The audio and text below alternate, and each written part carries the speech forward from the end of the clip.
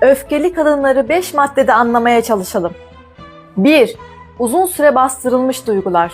2. Saygısızlık görmek ve sınırlarının ihlal edilmesi. 3. Sürekli eleştirilmek, takdir edilmemek. 4. Yoğun yorgunluk ve tükenmişlik. 5. Kendine zaman ayırmıyor olması. Kadınlar doğası gereği şefkatli, merhametli ve sevgisini göstermeye yatkındırlar. Ama katılaşmış bir kadın gördüğünüzde sadece bugünkü tavrına bakmayın. Belki defalarca incinmiş, değersiz hissettirilmiş, güveni kırılmış ya da hep güçlü olmak zorunda bırakılmıştır. Hiç kimse bir gecede katılaşmaz. Bazen sert görünen bir kalbin arkasında uzun süre sessizce acı çekmiş bir kadın vardır. Gel sen ne çektiğimi bir de bana sor.